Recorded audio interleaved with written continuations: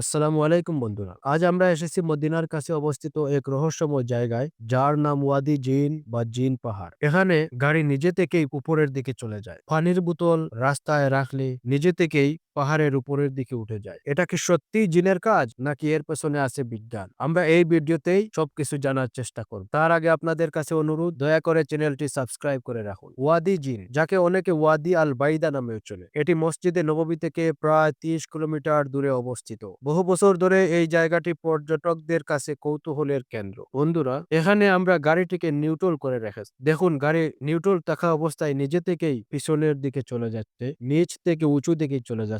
এমনকি এই পানির বোতলটাও নিচে থেকে উপরের দিকে উঠে যাচ্ছে। তাহলে প্রশ্ন হচ্ছে, এটা কি সত্যি জিনের কাজ? বিজ্ঞান কি বলে? বিজ্ঞান অনুযায়ী এখানে আসলে একটি অপটিক্যাল ইলিউশন কাজ করে। চারপাশের পাহাড়, দিগন্তের ডাল ও চোখের দৃষ্টিভঙ্গির কারণে উঁচু জায়গাকে নিচু আর নিচু জায়গাকে উঁচু মনে হয়। আসলে রাস্তার ডাল নিচের দিকে, কিন্তু আমাদের চোখে মনে হয় যেন উল্টো দিকে উঠছে। এখানে গ্র্যাভিটির শক্তি কখনো উল্টো হয়নি। পৃথিবী কোথাও গ্র্যাভিটি বন্ধ বা উল্টো হয় না। এই ঘটনাটি সম্পূর্ণ মানব চোখের বিভ্রম। ইসলামে জিনের অস্তিত্ব সত্য, কিন্তু সব অজানা ঘটনাকে জিনের সাথে জুড়ে দেওয়া ঠিক নয়। আল্লাহ আমাদের চিন্তা ও জ্ঞান দিয়ে সত্য বুঝার তৌফিক দিয়েছেন। বন্ধুরা, আপনারা যদি আরো এরকম ইসলামিক ঐতিহাসিক ভ্রমণ ভিডিও দেখতে চান, তাহলে জাওয়াল টিভি চ্যানেলটি সাবস্ক্রাইব করে ভিডিওটি লাইক করে দেন এবং কমেন্ট করে দেন। আমি আবার আসবো নতুন কোনো রহস্যময় জায়গা নিয়ে, ইনশাআল্লাহ তাআলা।